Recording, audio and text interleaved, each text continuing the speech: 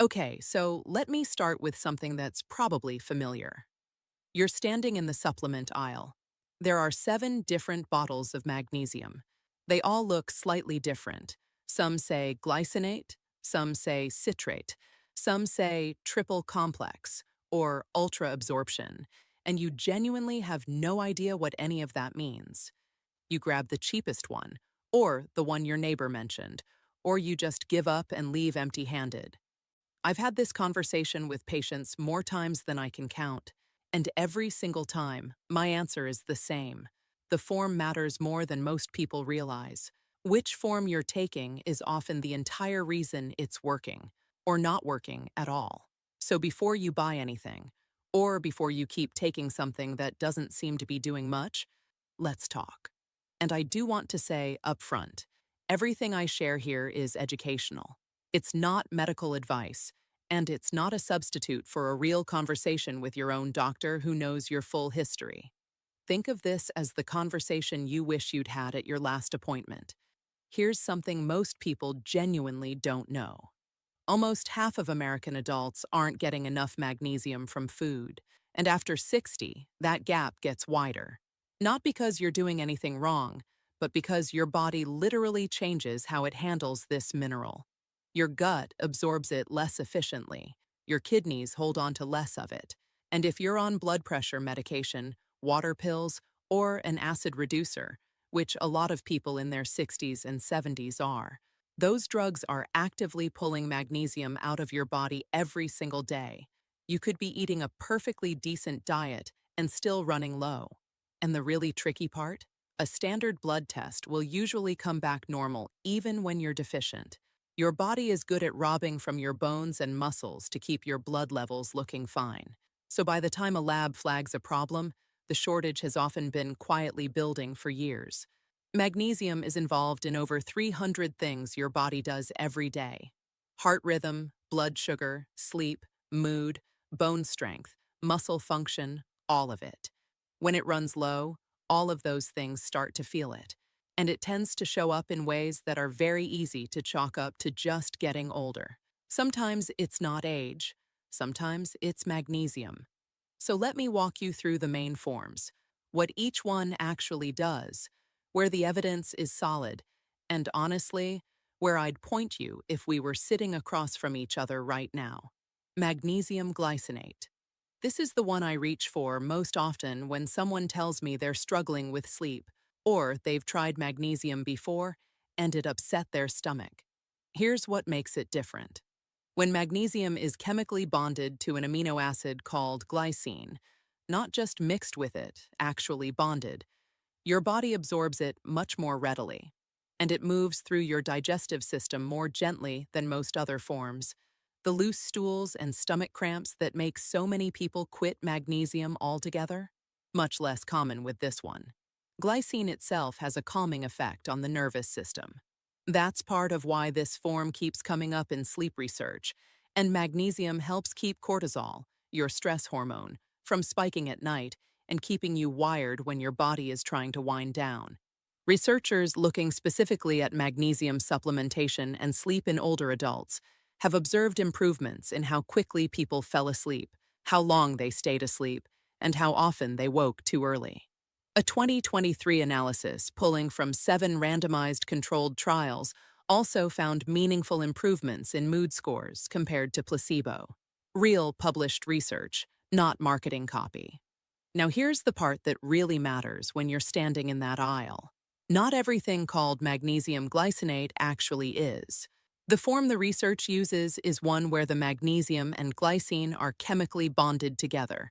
The words to look for on the label are chelated or bisglycinate, but a lot of brands, and this genuinely bothers me, just mix a cheap form of magnesium with loose glycine powder and call it magnesium glycinate. Blended, not bonded.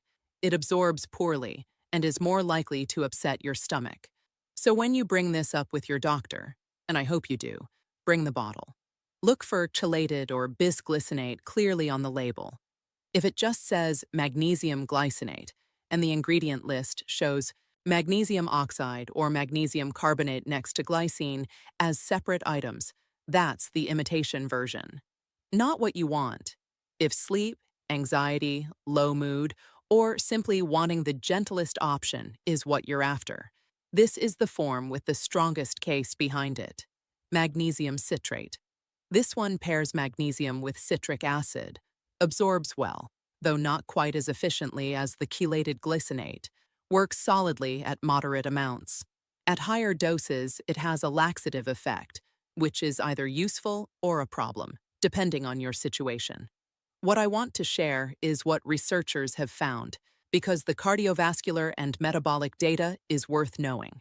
A 2021 double-blind trial found that daily magnesium citrate over 12 weeks was associated with meaningful changes in blood pressure and blood sugar markers in adults with metabolic concerns. And large population analyses have found that higher magnesium intake is consistently associated with lower rates of type 2 diabetes and stroke. I'm sharing that as context, not as a prescription. The right approach for your specific situation is a conversation to have with your doctor, who knows your full picture. If blood pressure, blood sugar, or general heart health is the main concern, and your stomach handles it well, this is the form with the most relevant research behind it for those areas. If it tends to run through you, the next form is usually a better fit. Magnesium malate. This one's for anyone who's tried magnesium before and had to stop because it wrecked their stomach. Malate comes from malic acid, the same acid found naturally in apples and pears. It's the gentlest form on the digestive system, full stop. Absorbs well, causes the least disruption. If other forms let you down, this is usually the one that finally lets people stay consistent. There's some early research suggesting it may also help with widespread muscle discomfort and fatigue. I want to be honest that those studies are small, and we need more before drawing firm conclusions. But the tolerability piece is very well established. If your gut is sensitive, this is where I'd start the conversation with your doctor. Magnesium L-threonate. I want to spend a moment on this one, because it's getting a lot of attention right now, especially for brain health. The idea behind it is genuinely interesting. It was developed specifically to cross the blood-brain barrier more effectively than other forms, which normally can't get past that barrier very easily. The animal research was impressive. Mice showed better memory, better learning, reduced brain inflammation. But animal results and human results are two very different things, and the human data hasn't matched that level of excitement yet. The first notable human trial had 44 participants. There were some modest improvements in memory and thinking tasks, but the effect was small, the study was small, and the researchers themselves said it needed confirming in larger studies. A 2022 study with 109 people combined this form with several other ingredients, vitamin B6, vitamin C, vitamin D3, and another compound, and showed improved cognitive performance. But with that many things in the mix, there's just no way to know which one was responsible. Both studies were funded by the supplement industry. That doesn't make them wrong, but it does mean we should stay measured rather than get swept up in the excitement. This form costs significantly more than the others and contains less actual elemental magnesium per dose, so it can't be your primary source of this mineral. The brain health story is interesting.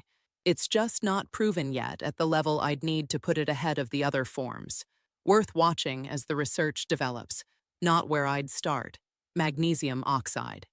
This one is in more supplements than any other form, and it's also the most poorly absorbed. A significant portion passes through your system without making it into your bloodstream. For deficiency, sleep, or cardiovascular support, it's genuinely the weakest option on the shelf. I'll just be straight about that. Where it does have solid evidence is constipation. A randomized trial in the American Journal of Gastroenterology found it performed as well as a common prescription constipation medication for improving bowel movement frequency and quality of life. There's also some early evidence for migraine prevention, though that's still preliminary. If constipation is the concern, this one has real support for that specific purpose. If anything else is the main goal, there's a better option. So here's how I'd think about all of this. The question isn't which magnesium is best. The question is what your body needs most right now, and which form the research actually supports for that. Sleep, anxiety, or low mood. Chelated magnesium glycinate. Look for chelated or bisglycinate on the label, and check the ingredient list to make sure it's the bonded form, not the blended imitation. Cardiovascular concerns, blood pressure, blood sugar, magnesium citrate, if your stomach tolerates it well. Digestive sensitivity, or you've tried magnesium before and given up. Magnesium malate is almost always the form that finally works. Brain health curiosity. Magnesium L-threonate is worth watching as the research matures. Constipation, magnesium oxide, for that specific purpose. One more thing. A lot of people over 60 are dealing with more than one of these concerns at the same time. That's just the reality, and there's nothing wrong with that. Some people use magnesium glycinate at night for sleep and citrate during the day for cardiovascular support. Whether that makes sense for you depends on your medications, your labs, your full picture. That conversation belongs with your doctor. Please don't change your supplements based on this video alone. Bring what you learned here into that appointment. That's exactly what it's designed to help you do. And for too long, too many people over 60 have been taking the wrong form or giving up entirely because nobody explained the difference clearly enough to make a real choice. Now you can. I'll see you in the next one.